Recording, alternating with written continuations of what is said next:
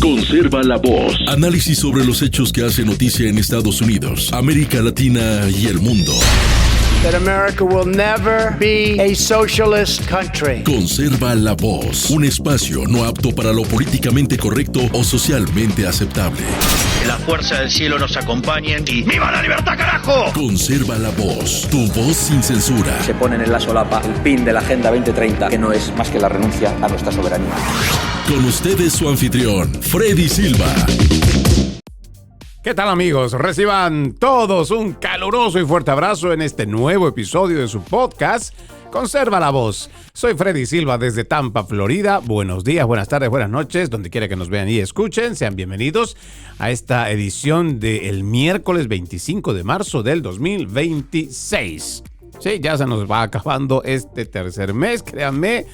Rápidamente vamos a ingresar al mes de abril. Estará viniendo la Semana Mayor, la Semana Santa, y así estaremos viendo terminar este primer semestre del año. ¿No me lo cree?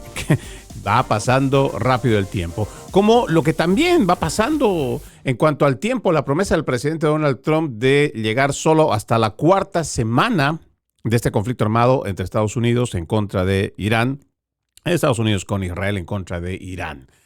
Bueno, para que se cumpla la fecha, nos quedan solamente 2 días. En lo que va de jueves y viernes, pues se determinará si realmente es que se sale de la guerra o se sale de este conflicto. Lo vemos bastante difícil, más aún cuando el presidente anuncia que se está llegando a un acuerdo. Es más, plantea que se ha llegado a un acuerdo donde no se va a atacar durante 5 días.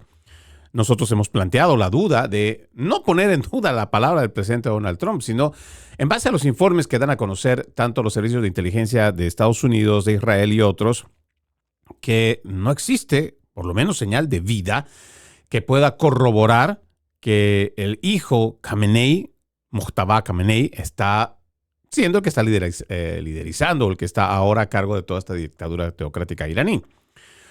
Más allá de todo esto, si realmente el presidente está hablando con alguien que tenga decisión y poder en ese ahora gobierno acéfalo, o entendemos que es de esta manera, porque el presidente también con el secretario de Guerra ha venido diciendo que simplemente han acabado con la mayoría de los que eligen, incluso en un tono bastante triunfalista. El secretario de Guerra, Peter Hegseth, dijo que en Irán el ser parte de la cúpula o miembro de esta directiva de los ayatolás era un trabajo temporal, porque pues eran de los que ninguno quiere estar, porque son o terminan siendo asesinados o eliminados. Hasta ese punto se mostraba el triunfalismo. Sin embargo, escucha este dato que seguramente va a empezar a ponerle un poquito más de sentido a lo que venimos diciendo durante los últimos días. Irán rechaza por completo el plan de alto al fuego de 15 puntos del presidente Trump y hace exigencias descabelladas en su lugar. Dice acá, este es un artículo que usted también lo puede encontrar en el New York Post. Irán rechazó por completo el plan de paz de 15 puntos del presidente Trump el día de hoy miércoles y presentó sus propias exigencias maximalistas para poner fin a la guerra. Después de que el presidente afirmara que Irán había aceptado componentes importantes de su plan de paz, incluyendo la renuncia de su ambición de poseer armas nucleares, Teherán comunicó a los mediadores que el plan de Trump era inaceptable, según informaron los medios estatales. En cambio, los legisladores iraníes han presentado su propio acuerdo, según el cual la República Islámica gobernaría el estrecho de Hormuz y garantizaría su seguridad, junto con la de sus grupos terroristas afines en el extranjero. El cuerpo de la Guardia Revolucionaria iraní o islámica, que ha consolidado su poder dentro de los restos del régimen de Teherán, prometió continuar la guerra hasta que Estados Unidos cerrara todas sus bases en el Golfo y pagara reparaciones por sus ataques contra Irán. Además de la retirada total de las tropas estadounidenses, el líder iraní insistió en que debían tener el control absoluto del estrecho de Hormuz, la ruta marítima clave que ha interrumpido el acceso al 20% del suministro mundial de petróleo. Este cambio permitiría a Irán cobrar tasas a los barcos que transitan por el paso de forma similar a como lo hace Egipto con el Canal de Suez.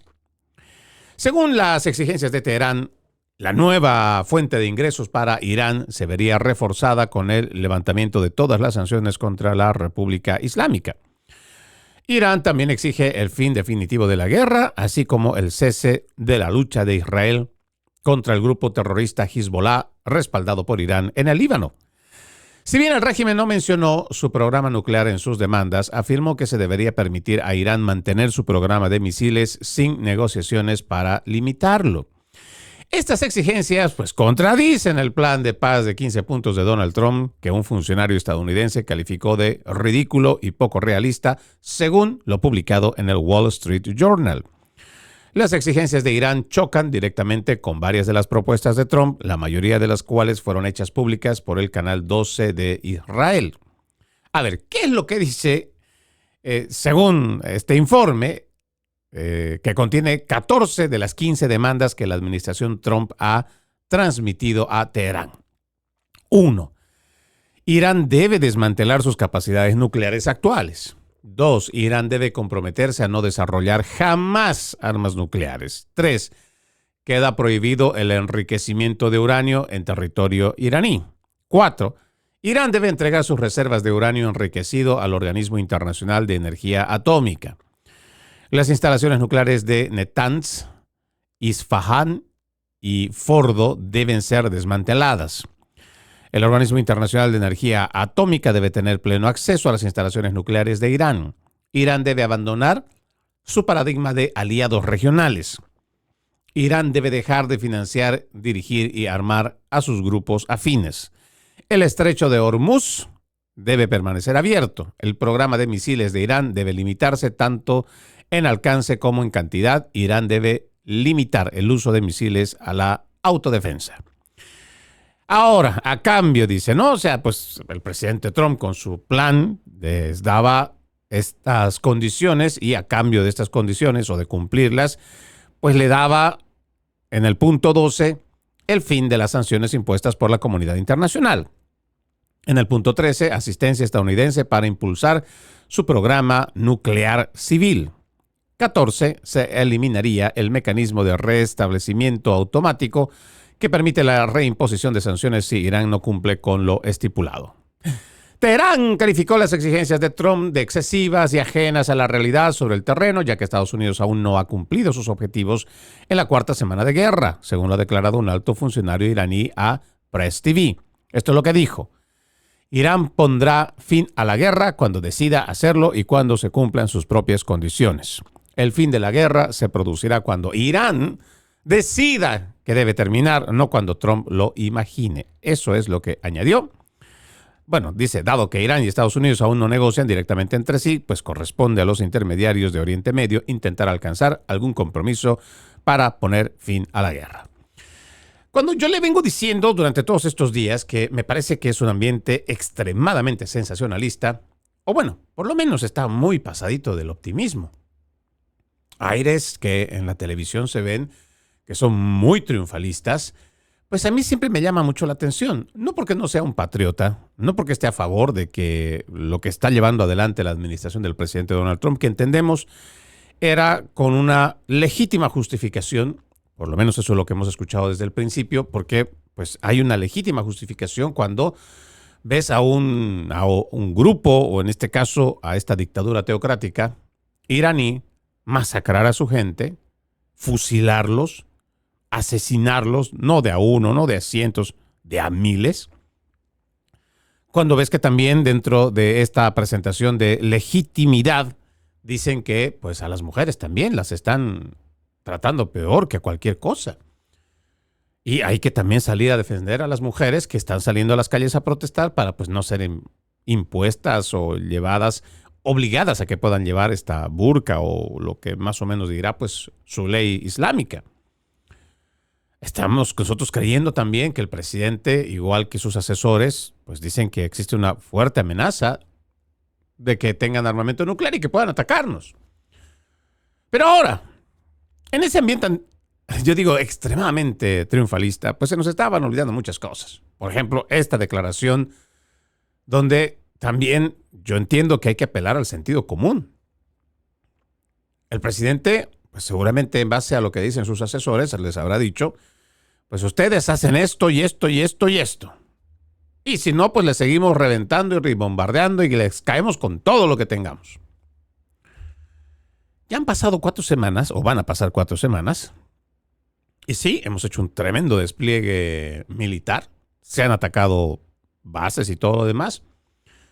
Pero ahí tienes a esta parte, no sé si decir política, o estos representantes que son parte del Congreso iraní, que simplemente hacen planteamientos cada vez más descabellados. Pero volviendo otra vez al eje de lo que le decía. Cuando nosotros tenemos un ambiente extremadamente triunfalista, hay cosas que se nos olvidan y se nos pasan por alto. Y en este sentido, por ejemplo, también hemos visto cómo ciertos medios que son también de línea conservadora, republicana, de derecha, en este mismo ambiente pues hacen igual publicaciones que para el gusto de la gente que los sigue, pues está bien, están de acuerdo. Nada pasa por ahí. Yo entiendo de que pues cuando existe una bandera del equipo ganador, pues todos siguen aplaudiendo, todos siguen haciendo porras. Pero a veces se nos olvida también ese fanatismo que puede que tengamos ciertas debilidades, las cuales no estamos cuidando y más bien las estamos exponiendo. Mira esta publicación que dice: Teherán recibe el plan estadounidense para poner fin a la guerra en Oriente Medio, mientras Irán ataca a un portaaviones estadounidense. Ya, empezando por ese titular.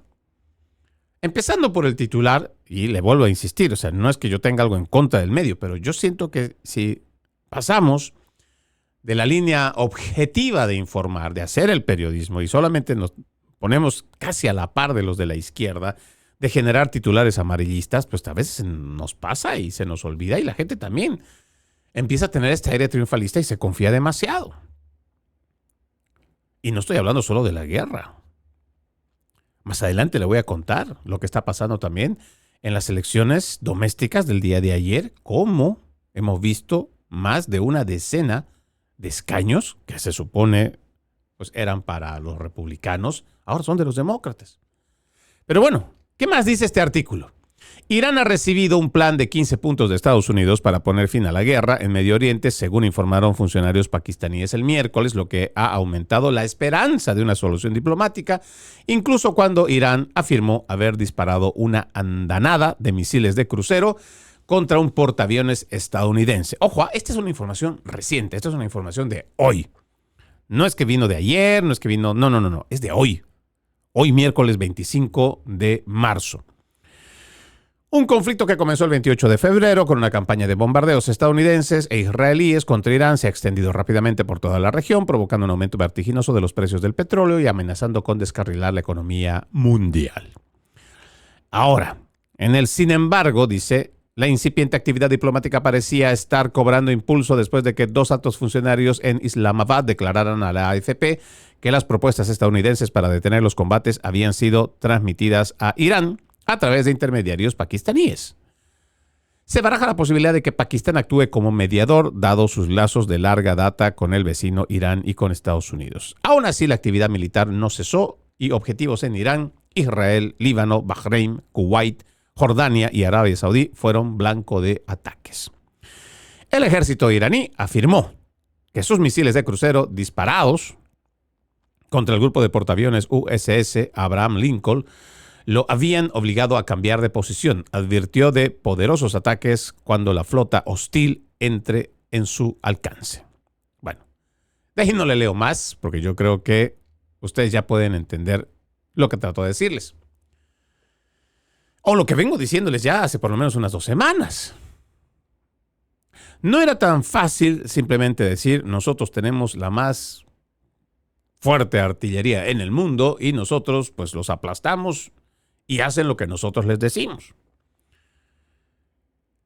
Porque parece que se nos olvida que paralelamente a lo que se nos va diciendo o se nos va contando en estas narrativas, casi siempre es el que gana, el que empieza a escribir la historia, pero en estas narrativas ya nos vienen diciendo, por un lado, que Benjamín Netanyahu nos trata de convencer constantemente de que Irán ya tiene un arma nuclear. No fue ayer, no fue el anterior mes, ni siquiera fue el año pasado. Tiene décadas diciéndonos lo mismo. Entonces tienes a un Irán que en su arquitectura teocrática, radical, dictadura, lo que quieras llamarle, tienen 47 años gobernando. Sí. Y eso habrá que sumarle que han hecho un trabajo de hormiga, lo que nosotros llamaríamos igual, han hecho batalla cultural para convencer y llevar por un radicalismo a millones de personas desde la niñez, en la escuela, en la casa. Gente que tal vez puede no estar del todo armada como se podía pensar. Incluso podríamos creer que ni siquiera bomba atómica tenían. Pero el tema es que en ese triunfalismo excesivo se echa por borda la realidad de que ahí hay muchos yihadistas. Y ojo, no estoy hablando solamente de esos lobos solitarios. La respuesta que acabamos de leer en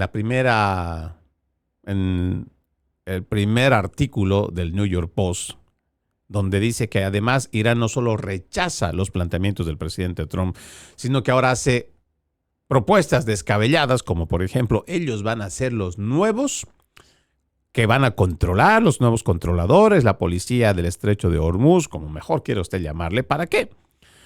Para que de alguna manera el petróleo que salga por ahí, cualquiera sea, puede ser de Qatar, Emiratos Árabes Unidos, entonces todos deben pagarle ahora a Irán. Estados Unidos debe sacar ahora no solo su ejército o sus bases militares que pueden tener ahí por el estrecho de Hormuz o esté ahí no tan lejos. Ahora tiene que sacar sus bases militares que están en el Golfo. La pregunta será, y el siguiente paso vendrá con la decisión del presidente Trump. Antes de que termine la cuarta semana, ¿se va a hacer un ataque masivo? Porque esto ya es prácticamente una declaración para levantar la tregua que había planteado el presidente Donald Trump. Nos están diciendo directamente que no. Óigame, ustedes están equivocados. No. Ustedes se van de aquí. Así le están diciendo en esa declaración que tienen algunos representantes del Congreso iraní. Ustedes se van de acá, y no solo de Irán, ustedes se me van de toda la región. Y ahora yo controlo el estrecho de Hormuz. Y es que otra vez, parece que de lo que nosotros entendemos, el sentido común, se nos va de la historia o se nos va de la memoria que ya hemos visto este tipo de accionar cobarde de parte de los terroristas. Fíjese usted. Si fuera una guerra convencional en la que dos naciones dicen, bueno, vamos a entrar en guerra. Total, no hemos podido encontrar la forma de cómo llegar a acuerdos y hemos visto que por último esta es la única manera en la cual podemos nosotros terminar y zanjar este problema. Entonces, dos ejércitos se enfrentan, dos poderíos militares se enfrentan y bueno, vamos a ver en qué termina. No, esto no va a pasar con Irán. No se imaginen que esto va a pasar así. Y ya tenemos la experiencia de los terroristas en Afganistán y también en Irak. Estados Unidos es potencia mundial militar o la primera potencia militar en el mundo. No de ahora, no de la primera década del 2021, sino por varias décadas del siglo pasado. Vaya, desde la Segunda Guerra Mundial, nuestro arsenal militar, empezando por la bomba atómica, donde al mundo, el 6 de agosto de 1945, Estados Unidos lanza la primera bomba atómica en Hiroshima. 3 días después, el 9 de agosto de 1945, lanza la bomba en Nagasaki. Y a partir de ahí, pues se vive lo que llamamos la Guerra Fría, donde Estados Unidos le muestra al mundo, durante los 50, 60, les dice al mundo, pues bueno, hemos desarrollado un arma letal que ya la hemos probado, así que o se alinean o los alineamos. Pero después resulta que no solamente Estados Unidos había desarrollado el arma nuclear. No, también lo habían hecho los rusos. Bueno, la Unión Soviética en su momento. ¿Por qué estamos revisando un poco de la historia? Porque no nos equivoquemos. Porque el que no revisa y no conoce su historia, lamentablemente se equivoca otra vez. Podemos ser la primera potencia y con esa misma hegemonía entrar a Irak y 20 años después seguir peleando. O empezar la guerra con Afganistán y 20 años después salir huyendo como lo hizo en la administración Joe Biden. Salidas vergonzosas es lo que tenemos que evitar. Lo que viene a continuación nos parece que es una escalada. Y lamentablemente Estados Unidos, y esto se lo digo con toda honestidad, basado por supuesto en las declaraciones que estamos escuchando hasta el día de hoy. La promesa del presidente fue que esto no iba a pasar de 3, máximo 4 semanas. Él le había puesto una fecha límite. Fecha límite que termina el viernes. Se han destruido los lugares que ellos consideraban 8,000. Creo que incluso ya hemos pasado a 9,000 lugares estratégicos, los cuales están destruidos por completo. Que seguramente también eso ha costado de nuestro arsenal hacer un desgaste para poderlo acabar.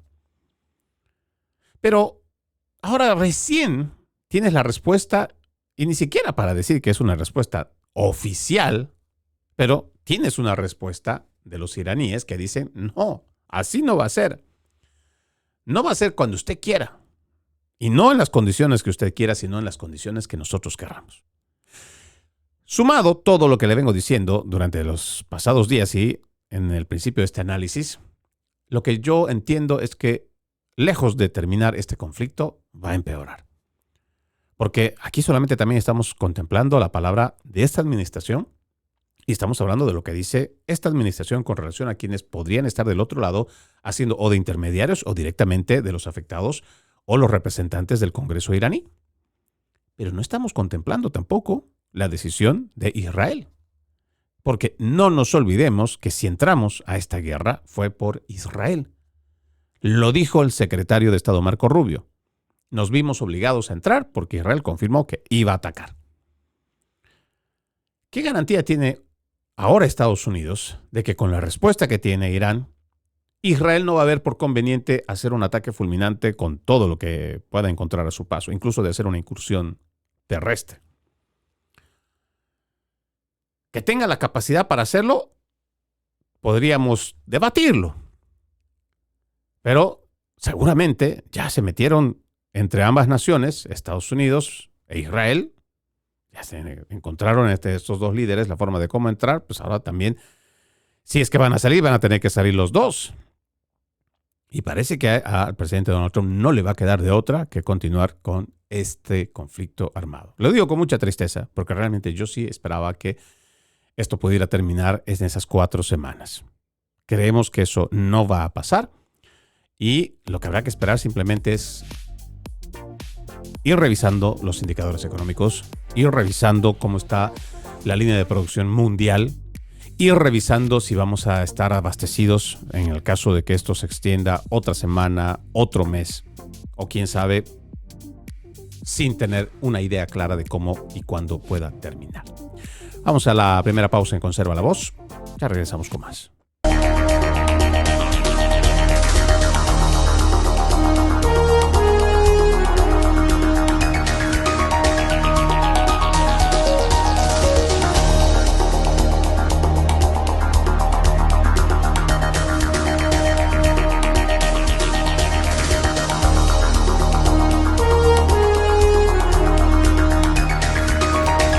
Continuamos con más de su podcast Conserva la Voz. Recuerde, usted puede ser parte de este programa.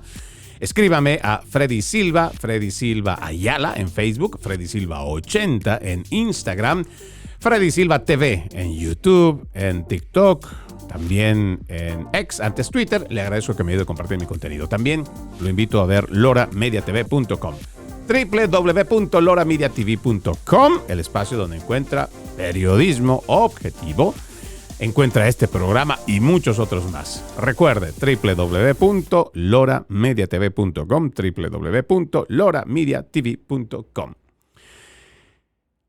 Le decía que tenemos que tener mucho cuidado con relación a estas narrativas que se implementan desde el otro lado del Atlántico con relación a la guerra.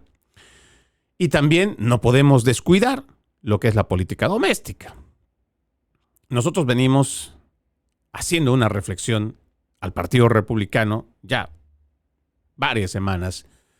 Propiamente hicimos la alerta cuando aquí en el estado republicano de Florida, una aspirante a la alcaldía en el sur de la Florida, Miami propiamente, ganó la alcaldía. Lo que en algún momento podríamos considerar, por ejemplo, que el sur de la Florida es un estado que recibe a millones de personas que vienen de Hispanoamérica. Entre ellos, miles de cubanos, sino cientos de miles de cubanos que vienen huyendo de la dictadura comunista. Que hace ya varias décadas también mucho venezolano vio la amenaza que representaba la revolución bolivariana de Hugo Rafael Chávez Frías y simplemente se vinieron para acá huyendo del socialismo. Y ya puede uno ver en qué terminó ese socialismo y que todavía sigue el chavista por ahí gobernando. Puede que sea el tutelaje de los Estados Unidos, pero eso no quiere decir que los chavistas ya los hayan sacado del poder. Todavía no. Sin embargo, lo que nosotros podríamos considerar o asumir de una forma equivocada era que si están escapando del comunismo, ¿cómo pueden? No, es que no cabe en la cabeza de que esta gente pueda volver a votar por comunistas o por socialistas. Pero la realidad es que siguen votando por socialistas. ¿No me lo cree? Cuando usted revise los datos sobre población y además lo que entendemos demográficamente, grupos, etnias, por ejemplo, hispanos o igual asiáticos, usted va a revisar que en la Florida central y en el sur de la Florida es donde únicamente va a encontrar en ciertos condados que votan azul, que votan demócrata. Porque si usted consulta al resto de los condados en el estado de la Florida, usted va a ver que en un 70%, tal vez es un poquito más, tal vez es un poquito menos, pero se pinta estos condados, usted va a ver el mapa del estado de la Florida, prácticamente rojo, prácticamente republicano. Pero estos pequeños, bueno, ni tan pequeños, estos condados que se tiñen de azul están predominantemente habitados por hispanos. Y es ahí donde fue constante mi crítica, mi reflexión. Aunado al reporte que también dimos a conocer esta semana de que cada vez los adultos jóvenes tienen una mejor opinión del comunismo y el socialismo. Y esto parece que el Partido Republicano o no lo quiere ver o simplemente no le interesa. Pero cuando no te importa, no te interesa y tienes aires triunfalistas de que como lo está haciendo bien el presidente, por debajo todo sigue siendo bien, entonces caemos en esa trampa del exceso de confianza. Un exceso de confianza que después se traduce en puestos en el Congreso, ya sea estatal o federal, perdidos. La victoria de la demócrata Emily Gregory en el territorio de Trump, del presidente Trump, supone un desastre para el Partido Republicano en las elecciones de mitad de mandato, advierte un experto de datos de CNN. Sí, yo también, cuando leí esto, me pareció que darle credibilidad a un opinólogo de CNN, pues realmente no había mucho por qué hacerlo. El problema es que no se trata de lo que haya dicho una persona de CNN, sino lo que dice la realidad. Y otra vez le vuelvo a usted a pedir que se quite de apasionamientos, que se quite la bandera del fanatismo. Porque cuando uno empieza a actuar solo de manera fanática y ciegamente sigue consignas y no hace ejercicio de actitud crítica, pues vienen estas cosas. Y especialmente para aquellos que se confían y dicen, bueno, es que pues tengo el respaldo del presidente Trump. O tengo el apoyo del partido. Y la gente cuando sepa que es republicano simplemente va a ver rep en la boleta de votación y me va a votar. Ya estamos viendo que no es así. Mire, la sorpresiva victoria ayer martes de la demócrata floridana Emily Gregory en el distrito electoral del estado natal del presidente Trump es una mala señal para los republicanos que esperan mantener el control del Congreso en las elecciones de mitad de mandato de noviembre, es lo que predijo Harry Enten, Experto en datos de CNN. Si bien los demócratas tienen una larga historia de control en el Distrito 87 de la Cámara de Representantes de Florida, incluyendo el periodo 2012 a 2024, la victoria de Gregory en las elecciones especiales en un distrito que Trump ganó por 10 puntos hace solo 10 años es la más reciente de una serie de derrotas y malos resultados de los candidatos republicanos. Lo más importante es que, si bien está ocurriendo ahora mismo en el distrito electoral de Donald Trump, ha estado sucediendo en todo el país. Erin, eso es lo que dijo Enten en el programa Erin Burnett Outfront. Hemos visto cambios drásticos en estas elecciones especiales. Históricamente, dice, hablando, las elecciones extraordinarias han servido para predecir lo que sucederá en las elecciones de mitad de mandato. Gregory derrotó al republicano John Maples, respaldado por Trump por menos de 800 votos de un total de más de 33,000 votos emitidos en el distrito con sede en Palm Beach, que incluye el complejo turístico y residencia de Trump en Mar-a-Lago. En noviembre del 2024, el republicano Mike Caruso había obtenido una contundente victoria por 19 puntos porcentuales. Caruso dejó el puesto vacante cuando renunció en agosto para convertirse en secretario y contralor del condado Palm Beach. Lo que hemos visto hasta ahora es un cambio a favor de los demócratas en un promedio de 12 puntos desde 2024. Revise los datos desde que estaba en la escuela, o revisé los datos desde que estaba en la escuela secundaria hasta el 2005-2006, y cada vez que un partido superó el resultado base para las elecciones presidenciales en las siguientes elecciones de mitad de mandato, lo que vimos fue que en 5 de cada 5 ocasiones ese partido terminó ganando la Cámara de Representantes de Estados Unidos. Por lo tanto, es poco probable que lo que está sucediendo ahora mismo en Mar-a-Lago se quede solo en Mar-a-Lago. Es probable que se extienda a nivel nacional y también durante las elecciones de mitad de mandato. Los republicanos, dice este artículo, siempre han sido vistos como los menos favoritos en las elecciones de mitad de mandato del 3 de noviembre. Desde 1938, el partido controla la Casa Blanca, o que controla la Casa Blanca, ha perdido escaños en la Cámara de Representantes en todas las elecciones de mitad de mandato, excepto en 2, 1998 y el 2002. Actualmente, los republicanos tienen una mayoría de 218 a 214 en la Cámara de Representantes, con 3 escaños vacantes, lo que significa que necesitan un resultado histórico en las elecciones de mitad de mandato para mantener el control de la Cámara. Y a mí me parece que este dato, más allá de que a nosotros nos guste o no, lo que dice CNN debe estar en el centro de la conversación.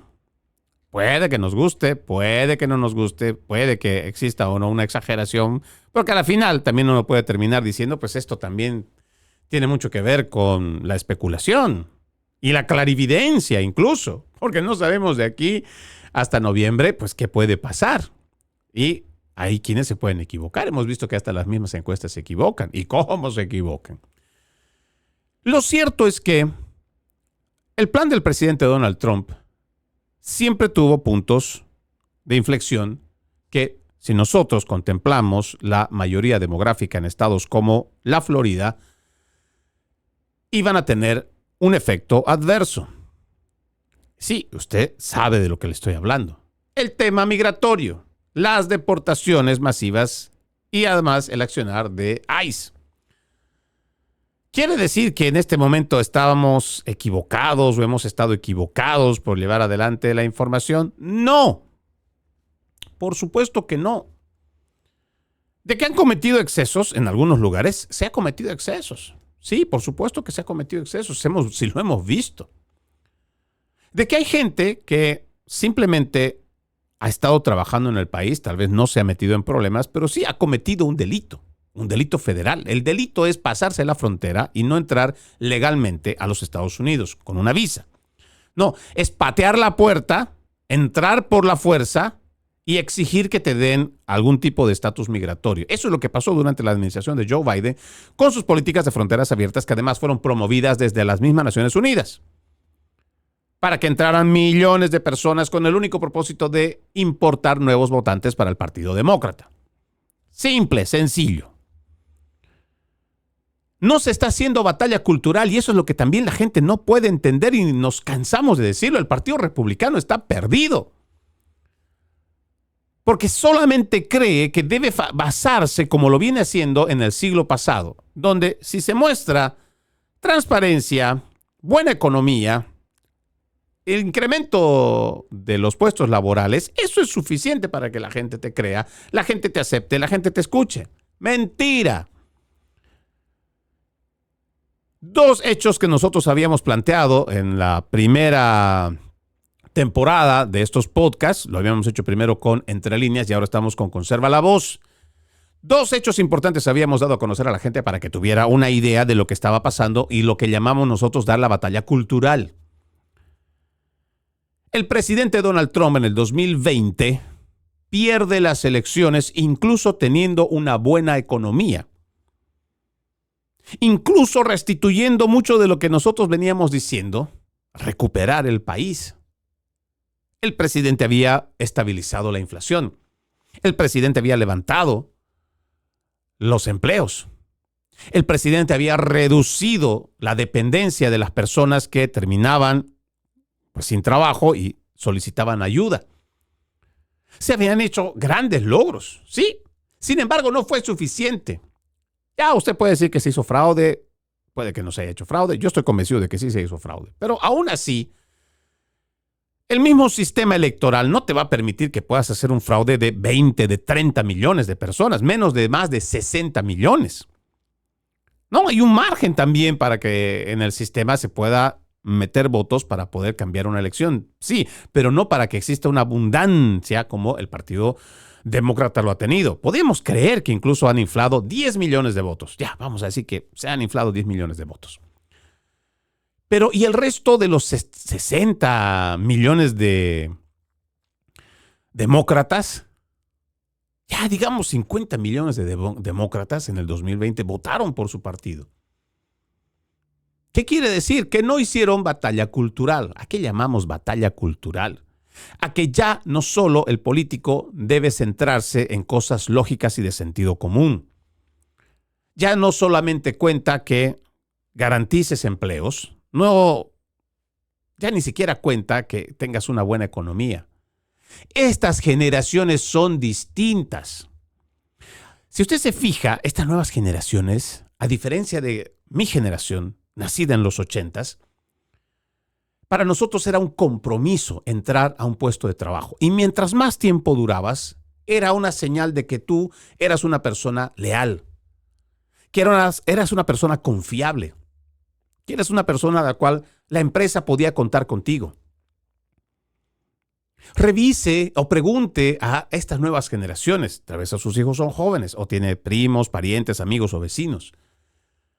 A estos jóvenes no les importa estar saltando de trabajo en trabajo cada 90 días, cada 3 meses o cada mes. Tienen esta idea que se les mete en la cabeza de que ellos quieren impactar. Ellos quieren mejorar las cosas, quieren cambiarlo todo y quieren sobresalir y quieren ser las estrellas y quieren ser todo, pero lo quieren hacer todo en un mes. No quieren tomarse el tiempo que para muchos nos tomó, por ejemplo, en mi caso, para poder estar ante una pantalla y estar hasta el día de hoy, a mí me ha tomado 30 años. Ser muy consecuente. Y a pesar de todas las exigencias y sacrificios que demanda este oficio, seguirlo haciendo.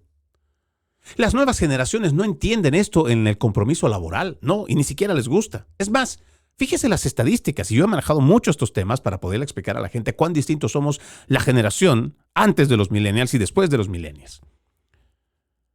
Fíjese los datos. A los jóvenes de hoy ya no les interesa comprar una propiedad. ¿Por qué? Porque no quieren el compromiso. Porque eso significaría entrar en un trabajo, no dejarlo por lo menos unos 20, 30 años hasta pagar esa casa. Hace mucho la venta de televisores en el mundo se ha reducido porque en Occidente ya los jóvenes no quieren tener un aparato que los ate. No quieren tener un televisor que los comprometa para una novela, un noticiero, así. No, ya no quieren eso. Hace mucho ya bajó la venta de televisores porque los jóvenes no quieren de eso. ¿Qué quieren los jóvenes hoy? Trabajar poco, ganar mucho y en lo posible estar viajando todo el tiempo. Y estar en restaurantes, aunque sea una experiencia que le puedan regalar si es una persona que tiene muchos seguidores, entonces intercambia. Ya ni siquiera quieren dinero.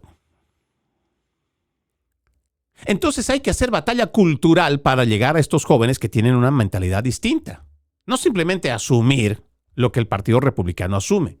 Y le decía, 2 hechos importantes para que nosotros podamos darnos cuenta de que ya no es suficiente solo hablar de dinero y empleos para ganar elecciones. Así como en el 2020, el presidente Donald Trump pierde la reelección, también lo hizo Jair Bolsonaro.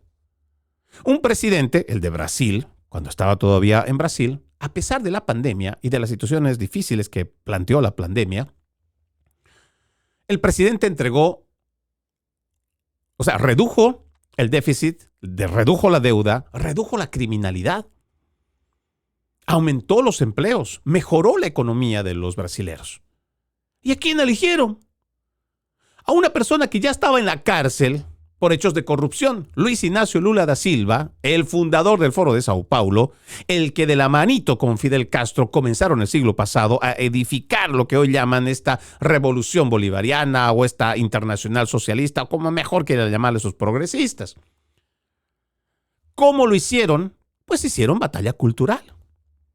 Se dieron cuenta que había que entrar en las escuelas, sobre todo en las universidades, y empezar a dar batalla cultural en las universidades. ¿Por qué? Porque también ellos lo intentaron en los 70s, en los 80s, porque Fidel Castro pensó que podía entrar en la mente de los jóvenes o en la mente de la gente a través de guerrillas, como lo había hecho en Cuba.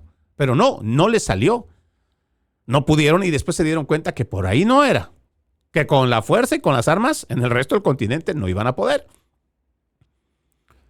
Entonces hacen batalla cultural desde las universidades. ¿Por qué creen que hay tanto trotskista, leninista, marxista, neomarxista? Todas las ramificaciones que vienen de la izquierda son precisamente porque se ha llevado adelante una batalla cultural. Y la izquierda tiene décadas llevándolo y lo están logrando con éxito. ¿Por qué? Porque el lado republicano, conservador, de derecha, todavía no asume qué es dar la batalla cultural. Dar la batalla cultural es esto. Esto que hago todos los días, hablarle a la gente, explicarle a la gente, no para convencerla, sino para que tenga una idea de cómo puede hacer y encontrar su propia opinión. No solamente comerse un titular, un video, no, vamos a analizarlo, vamos a debatirlo, vamos a prepararnos. La izquierda ya lo viene haciendo y lo viene haciendo con un cambio de paradigmas, planteamientos con nuevos conceptos. Están reescribiendo las palabras para reescribir la historia. Vean la primera década de este siglo XXI. Con los petrodólares de Hugo Chávez se llevó adelante la revolución bolivariana. Claro, empobrecieron a toda Venezuela, pero eso fue a costa de mantener esta ideología vigente. Toda esta revolución bolivariana. La revolución del siglo XXI, el socialismo del siglo XXI. ¿Qué hizo o qué hicieron los de la derecha, los conservadores? Prácticamente se sumaron. ¿Por qué? Porque no entendieron que esta izquierda internacional viene invirtiendo millones de dólares en las universidades. En las universidades se viene dando la batalla cultural. Por eso es que nuestros nuevos profesionales salen progresistas. Salen con esta idea de género, de la igualdad de género. De hay que ser buenitos con todos y que todos tenemos que darnos la mano y que todos tenemos que andar como si fuera una taza de leche. No hay que dar tu opinión porque le vas a ofender, vas a generar un conflicto. No, mejor cállate. Y así se ha ido promoviendo porque han hecho batalla cultural. Esa batalla cultural que no se está dando desde el Partido Republicano. ¿Por qué? Porque además no solamente no la quieren dar, tampoco quieren invertir. Esa fue mi crítica durante el 2002 en las elecciones de medio término, cuando nosotros habíamos iniciado este proyecto de americano, un proyecto que nosotros entendíamos que era lo que se necesitaba para dar la batalla cultural en contra de todos los medios de comunicación de la izquierda o que están alineados con el Partido Demócrata. ¿Dónde estaba el Partido Republicano para financiar siquiera? Ok, no tienen dinero, no importa, pero por lo menos ayuden a que quienes son empresarios republicanos puedan patrocinar, ayudar a los comentaristas, a los divulgadores, a los periodistas que están haciendo periodismo independiente para llevar una información objetiva. No hay, hasta el día de hoy. Hasta el día de hoy. Si usted va a ver a muchos de los divulgadores, es porque lo están haciendo todos por su cuenta, sin un centavo de apoyo. Y ahí es donde nosotros creemos, si no se hace batalla cultural, como por ejemplo en su momento lo entendió muy bien Charlie Kirk. Charlie Kirk con Turning Point lograron conseguir la financiación para llevar adelante este programa de batalla cultural. Claro, al principio tenemos que reconocer, hace por lo menos un poco más de 10 años, tenían una tremenda camada de jóvenes donde estaban realmente en lo máximo, yo diría en su apogeo de esta batalla cultural.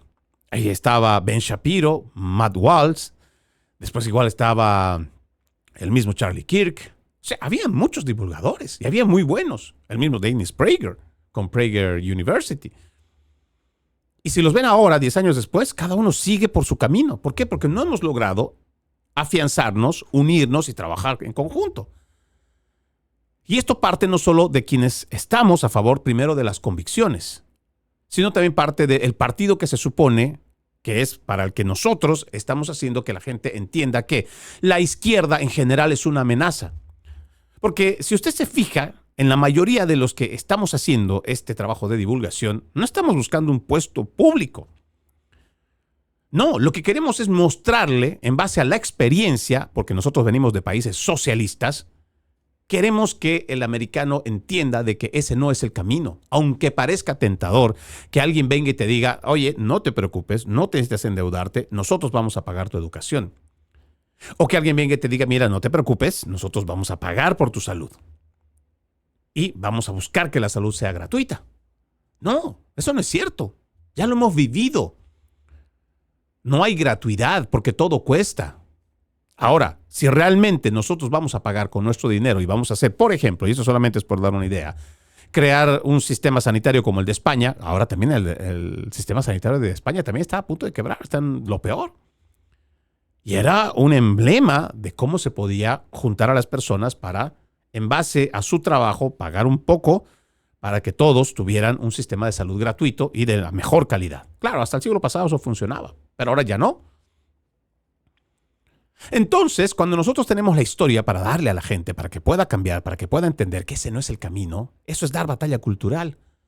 Pero lamentablemente tenemos al Partido Republicano que no está haciendo su parte, no está haciendo su tarea y tristemente debo decir, en la medida que sigamos viendo estas derrotas electorales, porque es una derrota, no importa que ese haya sido, o sea, este puesto de la demócrata Emily Gregory allá en Palm Beach, no importa que esta haya sido tradicional demócrata. El presidente Donald Trump lo ganó, pero se ha perdido. El sur de la Florida. Tenemos una alcaldesa en Miami que se supone tiene una mayor concentración cubana. Es de los demócratas. Guste o no, al fanático, al radical de la derecha, al ultraconservador, los números no mienten.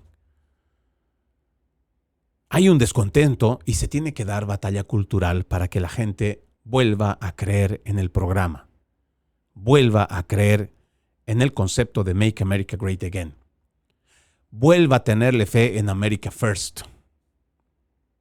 Y si el Partido Republicano no actúa ahora, tristemente van a perder las elecciones de medio término. A ver, déjeme avanzar. Aquí tengo un dato que también me parece interesante hablarlo y es que se trata de este inmigrante ilegal que termina matando a una adolescente, una muchacha de 18 años, una universitaria de la Universidad de Loyola. Según informes, los contribuyentes pagaron los gastos de vivienda del inmigrante ilegal acusado de asesinato de Sheridan Gorman. Según se informa, pues, tal como se había informado, dice este artículo, José Medina, un inmigrante ilegal venezolano de 25 años, fue arrestado por el Departamento de Policía de Chicago y acusado del asesinato de Sheridan Gorman en un ataque aleatorio en un muelle de la playa Tobey Prince de Chicago, o Toby Prince. Según la fiscalía, Sheridan estaba con un grupo de amigos en el muelle cuando vio a Medina escondido.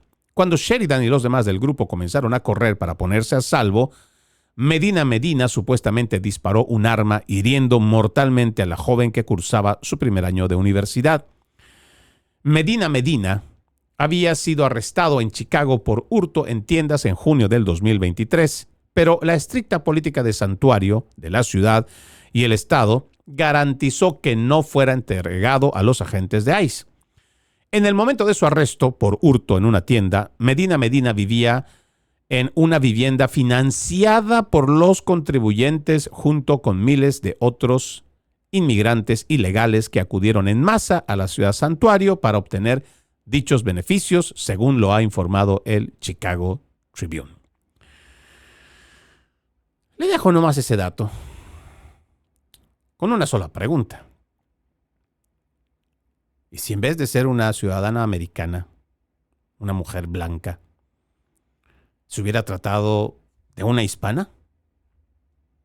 ¿Seguiríamos en protesta para defender a la inmigración irregular? ¿O propiamente a los inmigrantes ilegales criminales? ¿Vamos a seguir haciendo campaña en contra de ICE para no dejarlos trabajar? ¿Para golpearlos? ¿Atacarlos? ¿Matarlos? Le dejo con esa pregunta. Aquí hay otro dato que también me parece realmente grave. Una mujer transgénero inmigrante recibe solo 6 meses de cárcel por la violación de un niño de 14 años en el baño de una bodega en Nueva York. Se trata de un inmigrante transgénero indocumentado que ha admitido ayer haber abusado sexualmente de un niño de 14 años en el baño de una bodega de Manhattan el año pasado. Pero no tendrá que pasar más tiempo en prisión. Nicole Alexandra Contreras Suárez, que es esta inmigrante, o es un inmigrante colombiano de 31 años, nacido varón, se declaró culpable de violación en segundo grado en el Tribunal Supremo de Manhattan por agredir sexualmente a la adolescente East Harlem el año pasado y se le prometió una sentencia de tan solo 6 meses, la cual ya cumplió. Eso significa que ese tipo quedará en libertad tras la sentencia del 27 de abril, a menos que los agentes federales de inmigración estén allí para esposarlo de nuevo y deportarlo. La Fiscalía del Distrito de Manhattan declaró que la resolución se alcanzó en estrecha consulta con la familia de la víctima, evitando así que el adolescente tuviera que testificar ante el gran jurado y durante varios días en el juicio. Preveemos que el acusado permanezca detenido y sea deportado tras la sentencia debido a la condena por delito grave, declaró un portavoz de la Fiscalía en un comunicado. Los funcionarios de ICE no respondieron de inmediato a una solicitud de comentarios ayer. Según los fiscales, Suárez ya era buscado en Massachusetts por robo, prostitución y posesión de armas. Siguió al adolescente hasta una bodega al otro lado de la calle del Parque Thomas Jefferson el 11 de febrero de 2025 y lo violó. Le reitero nomás las preguntas. Ahora, el tema de transgénero, usted ya sabe qué es lo que opino de ello. Siento que estas personas son personas que están sufriendo por trastornos mentales, que deben ser atendidos como tal y no ser simplemente afirmados por toda esta agenda ultraizquierdista radical que no está buscando nada bueno para ellos. Pero más allá de lo que pueda ser su género, el tema es que le dan solamente 6 meses por violar. Se supone que esta es la más baja agresión. Es una vejación. Es un ultraje. Es pisotear la dignidad humana y crearle ciertos traumas para el resto de su vida. ¿Y le van a dar 6 meses? Claro, yo voy a hacer aquí una especulación. ¿Habrá sido porque es un transgénero?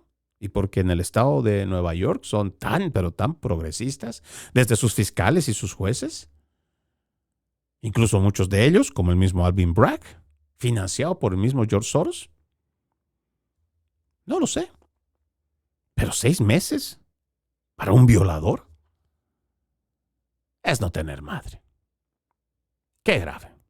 Créanme, cada vez uno se siente más decepcionado de nuestro sistema judicial porque prefiere atender corrientes y agendas progresistas en vez de realmente ponerse a pensar en el ciudadano de los Estados Unidos de Norteamérica. Ojalá esto pueda cambiar. Ojalá esto pueda cambiar. Soy Freddy Silva desde Tampa, Florida. Buenos días, buenas tardes, buenas noches, donde quiera que nos hayan visto y escuchado. Permítame leer este extracto de la palabra. En aquel tiempo, el ángel Gabriel fue enviado por Dios a una ciudad de Galilea llamada Nazaret, a una virgen desposada con un varón de la estirpe de David llamado José. La virgen se llamaba María. Entró el ángel a donde ella estaba y le dijo: Alégrate, llena de gracia, el Señor está contigo. Al oír estas palabras, ella se preocupó mucho y se preguntaba qué querría decir semejante saludo. El ángel le dijo: No temas, María, porque has hallado gracia ante Dios. Vas a concebir y dar a luz un hijo y le pondrás de nombre Jesús.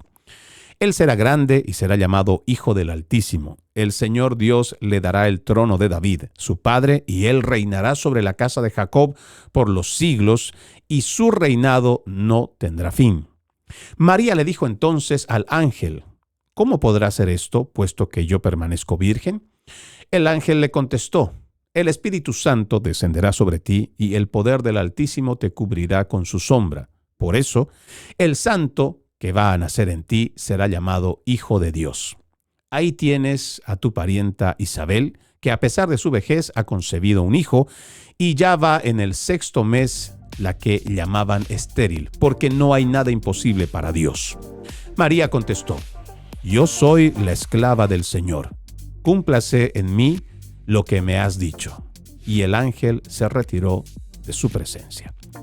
Lucas capítulo 1, versículos 26 al 38. Tengan un bendecido resto de jornada y, como siempre, ejercitemos la decencia, que nada nos cuesta. Permiso.